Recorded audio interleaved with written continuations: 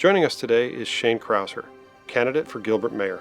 Shane, thanks for taking a few minutes with us today. Thank you for having me. Shane, as a business owner in the town of Gilbert, as a resident of the town of Gilbert, I'm curious about your position on a few topics. So for those who don't really know anything about you yet, why don't you give us an overview of who Shane Krauser is? Well, I was born and raised right here in Arizona. I actually went to elementary, junior high, and high school in Mesa. In 1984, my parents secured a home on Lindsay and Williamsfield. That's where Lindsay turned into a dirt road, and you could see cotton fields as far as the eye could see. As a teenager, I worked at an animal hospital that sat just north of Joe's Barbecue. And we used to shop over at Liberty Market long before it was a restaurant. I remember eating at the Cowboy Cafe that sat on the southeast corner of Gilbert and Ray Road. Aside from that, though, I'm an attorney. I've practiced as a prosecutor for the Maricopa County Attorney's Office. I worked as a criminal defense attorney with a private law firm.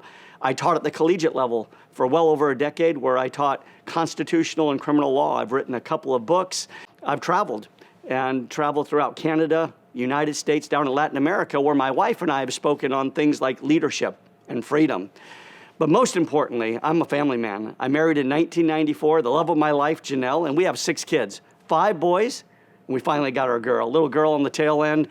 And I'll tell you, we've been able to help them thrive in a number of different capacities in their own unique ways. But they're the ones who have really helped me stay grounded and focused. This is a very positive campaign, and I think one of the main reasons why it's so focused and so positive is because of those children of ours. Word on the street is that there's something special and unique about your campaign. What do you attribute that to, and can you elaborate on that for us? Yeah, this is a very positive campaign. The slogan of the campaign is "Our best days are ahead." When you look at the political class, I think there's a general perception of what a politician is supposed to look like. And I refuse to buy into that. When I decided to run for mayor, I refused to leave my personality and certain values at the door. So when you come to a campaign event, or you come to a meet and greet, or you meet me at the park, or you're going to see I'm shaking hands, maybe even kissing babies, who knows? But it's the high fives, it's the hugs. That's who I am. And I think it's maybe a little atypical of what you would see a politician doing. But I think this is what the American people want. I think it's what the people of Gilbert want, is they want people who are genuine. They want people who are real. They want people that they understand what they're going to get if they're the person that they elect. And so I'm just excited to be involved in this campaign. I'm excited to bring something new and refreshing. Yeah.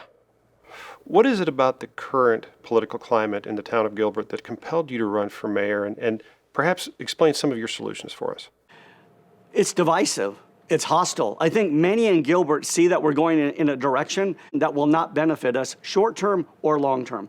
Some of the big issues that I'm hearing from the residents of Gilbert are things like crime increase, high-density housing, infrastructure, eminent domain abuses, transparency, real engagement with the citizenry. So let's take those one by one. Increase in crime. How do we start to deal with that? Well, number one, you have to attract and recruit the best officers that the academy has to offer, and let them know that we want them here. They're welcome here in our town, and we're looking for them. You also have to spend money to acquire the best resources that the law enforcement community has to offer. And so it's bringing those things in. You don't just expect crime is going to decrease. You have to have resources, and you have to allocate those resources in a way that's going to nip crime in the bud and let criminals know they're not welcome here. And if you do come here, there's a price to be paid. Next, high-density housing. How do we deal with that? That's very simple. We have to operate within the town's plan that's been ratified by the people. Rezoning abuses is a big problem. And I'm here constantly from Gilbert residents asking me why this is happening. And so it's very clear, this is operating within the rule book. And the rule book is this: there's a town plan that's been ratified. We have to operate within it. What about general infrastructure? We've got to make the right decisions in terms of what's going to go where. Streets, general things that you see in terms of parks, right? Where are we going to put different things in our community? We've got to make the right decisions, because most of our decisions that we make with infrastructure are irreversible. Those things are critical. Eminent domain abuses. Eminent domain deals with private property. And we've seen many instances over the last several years where a person's property has been taken by the town in turn for some measure of compensation. But That's not what most people are looking for. They've worked hard for their property. They've used their productive capacity to secure their property and intend to keep it.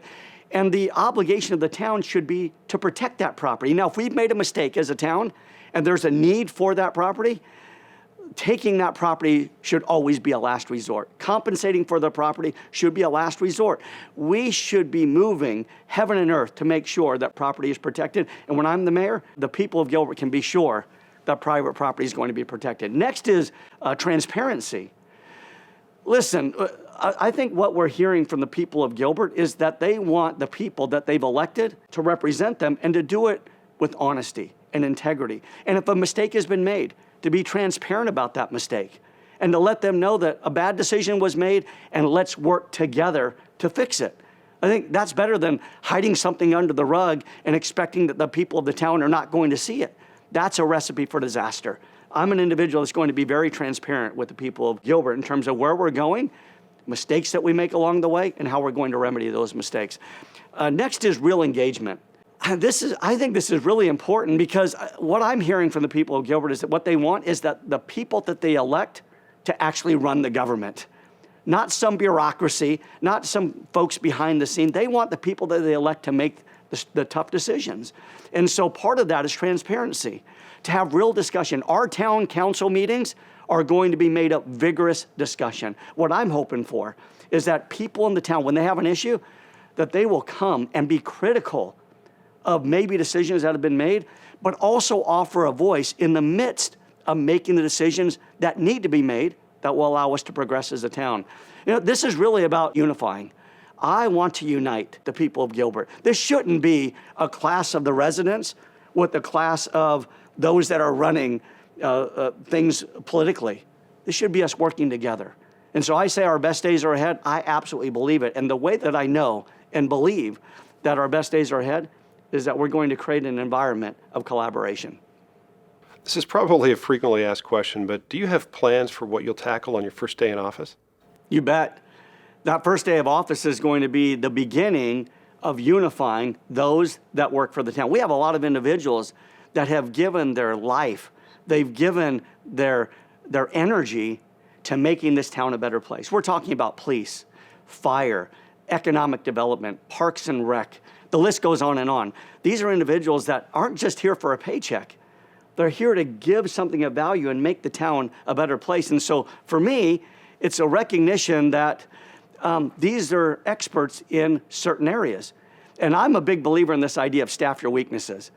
I'm not an expert in all of these different areas.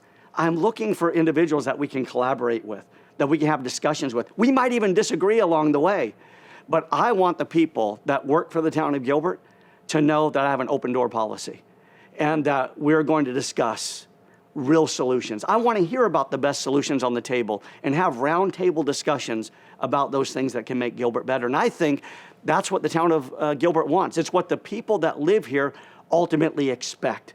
They don't expect dissension. They don't expect constant disagreement or even one person to make the decision. They expect a mayor to work with the individuals that are working within those various offices to make those decisions together. So over the term that you're in office, what do you hope to see in terms of positive change? Well, number one is trust. Establishing an element of trust with the individuals that are elected, that represent the people, with the people themselves. You know, I think this is really important, and I want the Gilbert residents to know this, that I've never had a desire to run for office. In fact, it was 2 years before this upcoming election that I was approached and asked to run for mayor, and for 8 months I said no. But then I started to have this vision for what we could do, not just the political folks that had been elected, but what we could do together, how we could create real prosperity, how we could create increased safety in the community, how we could make this an even more family-friendly environment. And I think what's important is that the individuals who are electing individuals to represent them, trust them. Because I think anytime you look at an individual that's trying to garner power, oftentimes what they do is they cast this vision of fear. Hey, if you don't elect me, here's what's coming. That's not what this campaign's about. What this campaign is about is better days are ahead. Let's work together. The second issue is really confidence. We've got critical decisions that need to be made in the town of Gilbert, and many of those decisions are irreversible. In other words, the decisions that we make now are decisions that we're going to live with for decades to come. So the people of Gilbert want to have confidence that the people that they elect are going to make the right decisions. And in making the right decisions, my perspective is, I want to work with the residents of Gilbert. I want to talk with the people of Gilbert. I want to collaborate with them. Now, as I mentioned, our mantra is our best days are ahead, and I absolutely believe that. There's no question in my mind. But are issues going to arise? Of course.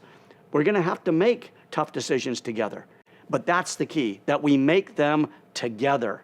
That it's not one individual making the decisions and the people of Gilbert just have to live with them. No, let's collaborate. Let's roundtable. Let's converse about where we go next.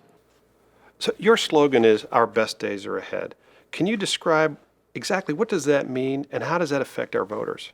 We're experiencing nationwide distress, despair, and concerns about where we're going as a country. And Gilbert's certainly not immune to those things. The average resident out there is concerned about their job. Entrepreneurs are concerned about their business. Families are concerned about their children, about safety, and about where we're going next as a community. Residents here in Gilbert are absolutely being crushed by inflation. But here's what I think needs to be made abundantly clear. Those things that are driving the concerns that we have in the town of Gilbert didn't just happen. They're a product of poor leadership. And leadership drives culture. Culture drives direction. So what I intend to do when I'm the next mayor is create a phenomenal, respectable culture at Town Hall, a spirit of collaboration, but one that's respected by the residents of Gilbert. Individuals will understand that this is an entity that wants to work with you. And let's move forward together and ensure that our brightest and best days are ahead. So you're obviously pro-entrepreneur. So tell us, how does that affect the average person in the town of Gilbert? So from the consumer's perspective, options are critical. Knowing that when you're in our town, regardless what it is that you're seeking out to spend your hard-earned money on, that you've got options right here in the town of Gilbert. Businesses allow for prosperity. In addition, from the perspective of the entrepreneur, it's knowing that your efforts are going to be protected, that your business is going to be protected. You've given everything, in many cases, to start a business, and you should know that Town Hall is in your corner.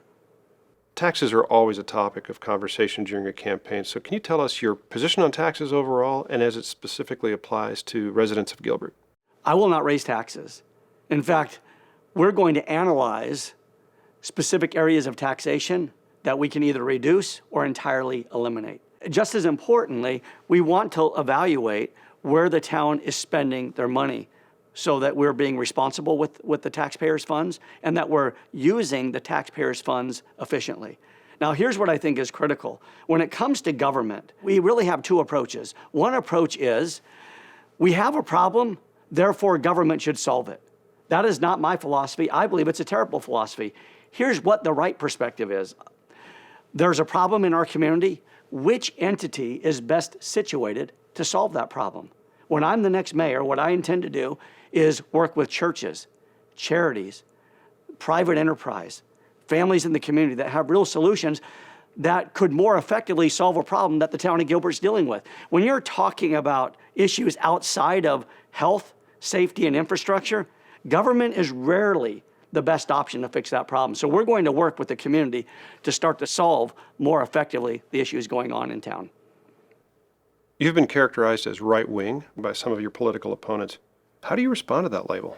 Labels are always interesting, but I take a lot of pride in my collegiate career where I taught for over a decade, students of all stripes. And over the last 20 years, I've spoken to groups that were made up of Republicans and Democrats. I see myself as a unifier that's grounded in principles that bring people together. Let me give you an example.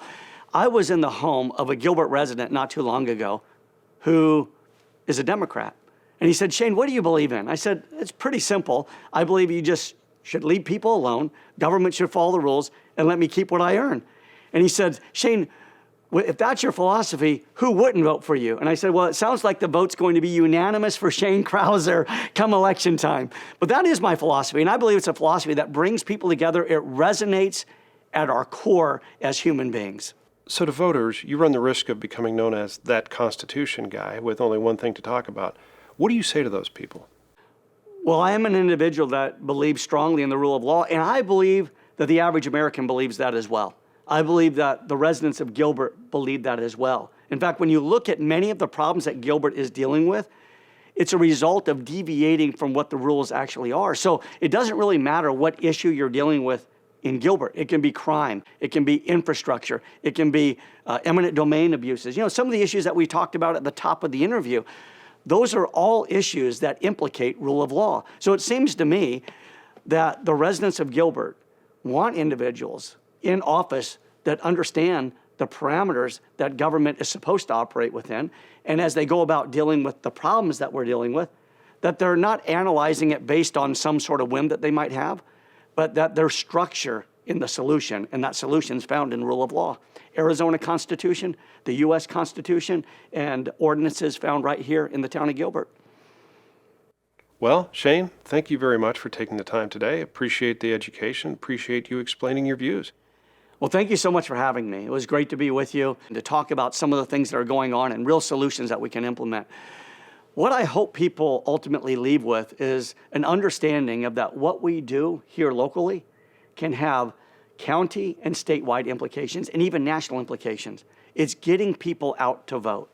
And I believe that as we continue to work together with that vision, our best days are ahead.